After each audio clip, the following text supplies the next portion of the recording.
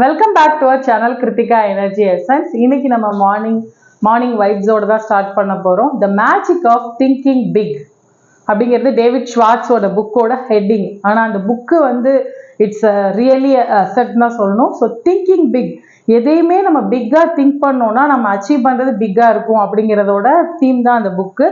So இன்னைக்கு வீடியோக்குள்ளே போனோம் அப்படின்னா how to start a preparation. So எல்லாருக்குமே ஒரு விஷயத்த புதுசாக ஸ்டார்ட் பண்ணும்போது நிறைய ட்ரபிள் இருக்கும். நம்ம சொல்லுவோம் ஸ்டார்டிங் ட்ரபிள் அப்படின்னு சொல்கிறோம்.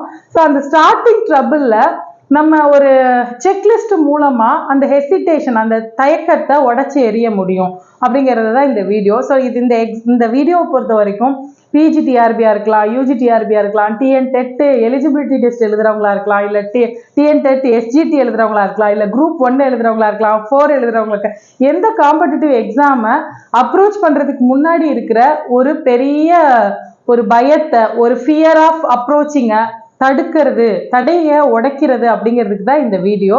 ஸோ இப்போ ஃபர்ஸ்ட் பார்த்தீங்க அப்படின்னா ஃபர்ஸ்ட் என்ன வேணும் நமக்கு? Self confidence. எல்லாரும் சொல்றாங்க செல்ஃப் கான்ஃபிடன்ஸ் எங்களுக்கு நம்பிக்கை இருக்குதானே நாங்கள் படிக்க போறோம் அப்படிங்கிறது ஓகே. ஸோ என்ன செல்ஃப் கான்ஃபிடன்ஸ் இருக்கணும் அப்படின்னா, என்னால கண்டிப்பா இது முடியுமா முடியாதா, படிக்க முடியுமா, இவ்வளோ பேர் அப்ளை பண்றாங்க, இவ்வளோ பேர் எழுதுறாங்க, 3 இயர்ஸா படிக்கிறாங்க, 5 இயர்ஸா படிக்கிறாங்க, இதுக்கு நடுவுல என்னால முடியுமா முடியாதான்னு ஸ்டார்ட் பண்ணவே பண்ணாதீங்க. Definitely I can do it, என்னால முடியும் அப்படிங்கிறதோட ஸ்டார்ட் பண்ணுங்க. ஸோ நெக்ஸ்ட் எடுத்தீங்கன்னா கான்ஸ்டன்ட் எஃபர்ட். ஸோ கான்ஸ்டன்ட் எஃபர்ட்னா என்ன?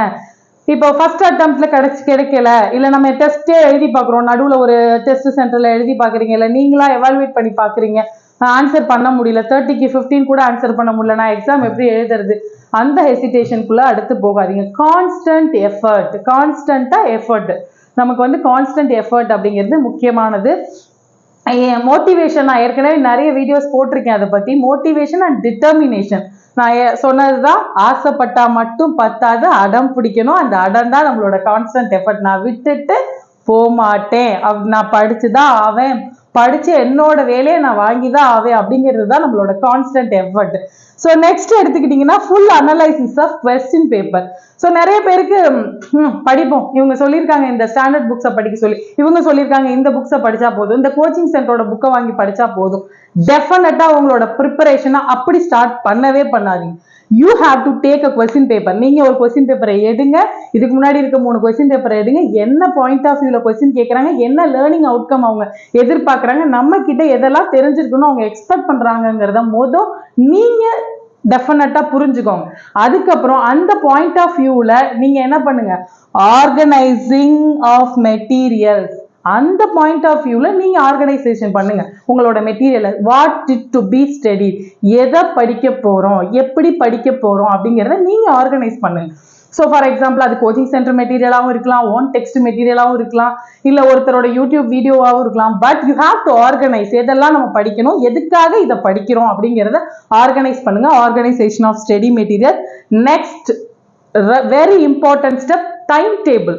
ஸோ உங்களுக்கு எக்ஸாமுக்கு எவ்வளோ டேஸ் இருக்கு, அந்த டேஸை நம்ம எப்படி பயன்படுத்திக்க போறோம். ஸோ ஃபார் எக்ஸாம்பிள் நீங்க டைம் டேபிள்லாம் பார்த்தீங்க அப்படின்னா ஓவராலா அந்த ஆர்கனைசேஷன் ஆஃப் மெட்டீரியல்ஸ்ல நமக்கு எவ்வளோ மெட்டீரியல் எவ்வளோ இருக்கு, அதை படிக்க எவ்வளோ டேஸ் தேவைப்படும், அதுக்கு நம்ம ஒரு டேல எவ்வளோ நேரம் ஒதுக்கணும், இதெல்லாம் பேஸ் பண்ணி தான் டைம் டேபிள் போடணும். அடுத்தது பார்த்தீங்கன்னா ஃபுல் டைம் டைம் டேபிள், எவ்வளோ நாள் படிக்கிறோமோ ஃபுல் டைம் டைம் டேபிள், அடுத்து 1 மந்த், அடுத்து 1 வீக், பெர் டேக்கு ஒரு கோல் செட் பண்ணுங்க. டைம் டேபிள்னா என்ன, ஒரு பர்டிகுலர் கோல் செட் பண்ணுங்க, அந்த கோலை நோக்கி நீங்க போயிட்டு இருங்க. இன்னைக்கு டேல நான் முடிக்கல, என்னோட கோலை நான் முடிக்கல அப்படின்னா உங்களோட பிஹேவியர் ஃபிளெக்சிபிலிட்டி ஏற்கனவே ஒரு வீடியோல போட்டிருக்கேன். How can you change your mind by auto suggestion, பார்க்காதவங்க பார்த்துருங்க. ஸோ என்ன அப்படின்னா நம்மள ஆட்டோ சஜஷன் பண்ணி பிஹேவியர் ஃபிளெக்சிபிலிட்டி, நான் முடிக்கல, என்னோட கோலை நான் முடிக்கல அப்படின்னா என்னோட ரொட்டீன் ஒர்க்கை எப்படி சேஞ்ச் பண்ணா என்னோட கோலை அச்சீவ் பண்ண முடியுது அப்படிங்கிற பிஹேவியர் ஃபிளெக்சிபிலிட்டி உங்களுக்குள்ள கண்டிப்பா வரணும். ஸோ அடுத்து பார்த்தீங்கன்னா டெஸ்ட் ரிவிஷன். ஸோ நான் படிக்கிறத ரீகேப் பண்ணிட்டே இருக்கணும். நான் ஒரு 3 days படிச்சுட்டேன்னா ஒரு தடவை நம்ம ரீகேப் பண்ணணும். அடுத்ததுல சும்மா டெஸ்ட்னா நம்ம கம்பல்சரியா ஆர்கனைசிவா இப்படிதான் எழுதணும், இந்த இத்தனை மார்க் எழுதணும் அப்படி கிடையாது. நீங்களா எவாலுவேட் பண்ணி பார்த்துக்கலாம். அதுக்கப்புறம் டயக்னசிஸ்ன்னு சொல்லுவாங்க. திரும்ப அந்த குறை எந்த இடத்துல நமக்கு கஷ்டமா இருக்கோ அதை திரும்ப ரீகேப் பண்ணலாம். இல்ல ஒரு பாயிண்ட் ஆஃப் வியூல ரீகேப் பண்ணி பார்த்துட்டே இருக்கலாம். எதெல்லாம் ஹாட் டாபிக்ஸ், எதெல்லாம் ஈஸியா தெரியுது, எந்த டாபிக்லாம் நம்ம புரிஞ்சிருச்சு புரியலங்கிறத நம்ம டெஸ்ட் மூலமா கண்டுபிடிச்சிடலாம். அந்த டெஸ்டோட வேல்யூஸை வச்சு நம்ம ரிவிஷன் பண்ணணும். ஸோ இது வந்து ஒரு கான்ஸ்டன்டான அழகான ஒரு படிநிலை அப்படின்னு நான் சொல்லுவேன். இதை நீங்க கண்டிப்பா ஃபாலோ பண்ணீங்கன்னா நீங்க டெஃபினட்டா you can be a winner. So இந்த வீடியோ உங்களுக்கு பிடிச்சிருந்துச்சுன்னா லைக் பண்ணுங்க, ஷேர் பண்ணுங்க, and subscribe my channel and share my channel to your friends, those who are getting ready to any competitive exam. Thank you friends.